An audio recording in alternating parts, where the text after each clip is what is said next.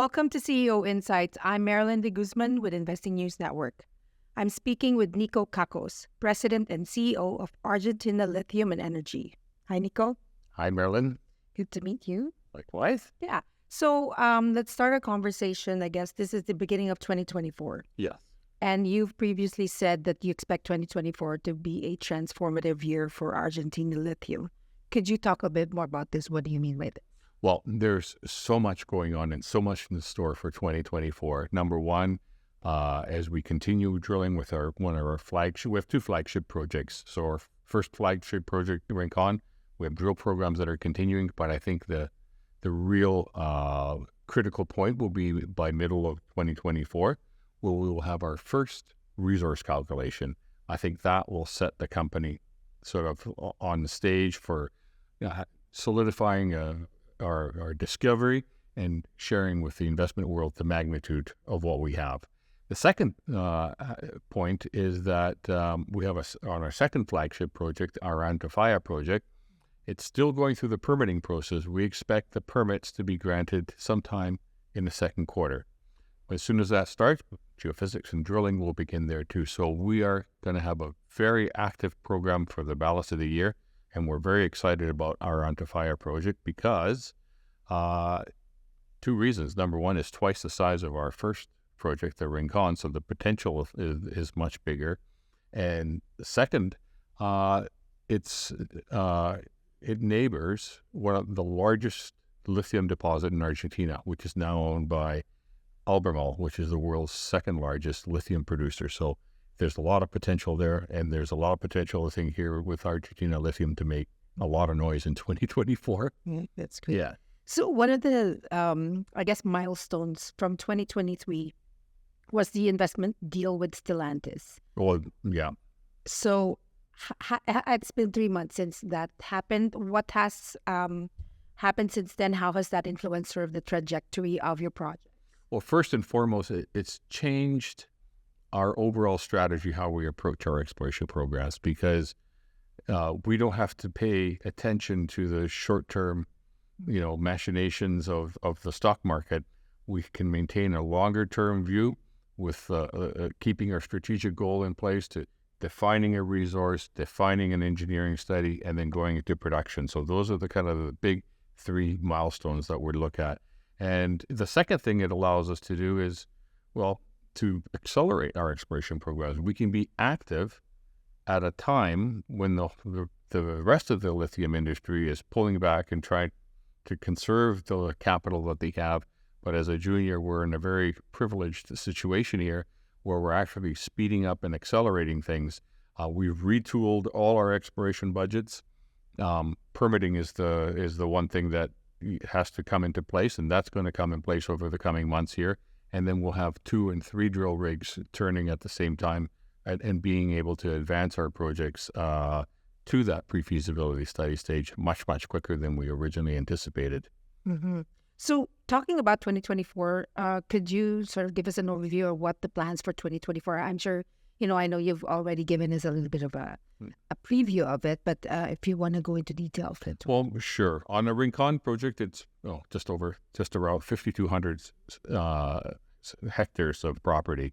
And it's broken up into 3 different areas throughout this salt lake, or salars as they're known in Argentina. We've been focusing on one area. We're drilling on it right now. In fact, we had some good drill results that we announced today on that.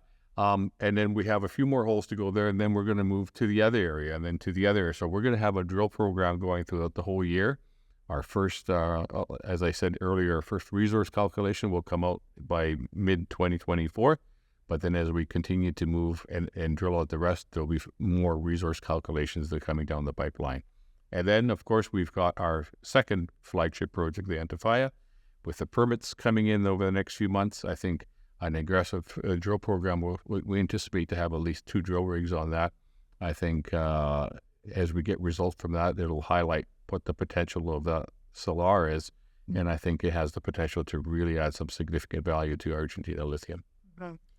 As a company, are you looking at more offtake agreements down the road?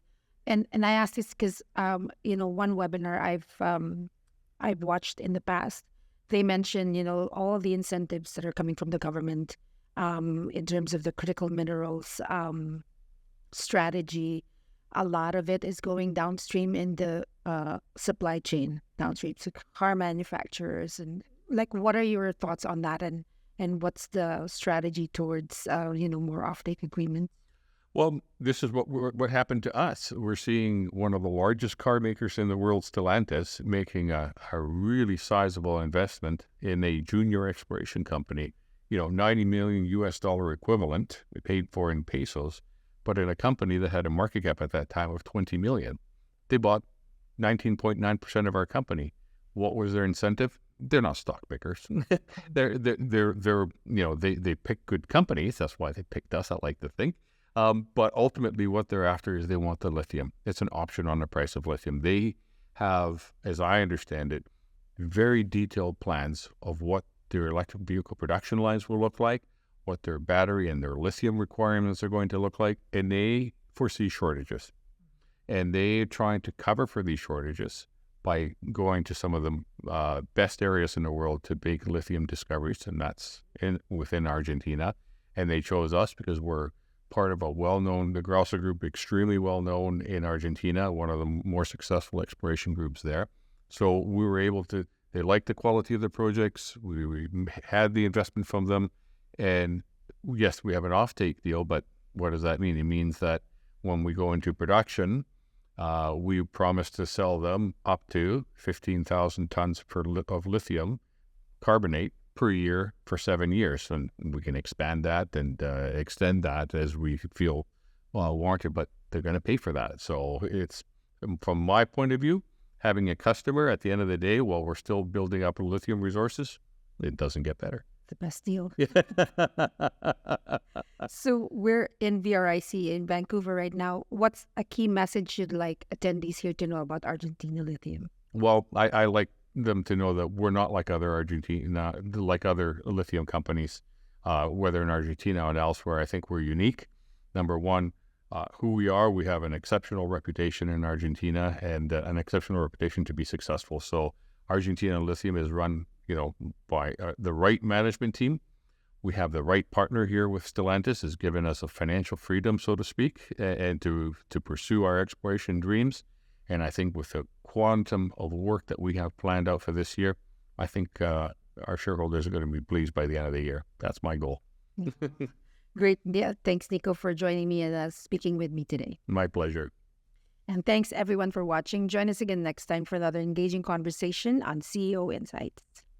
If you like this video, make sure you subscribe to our channel and turn on notifications so you don't miss future updates and interviews. See you next time.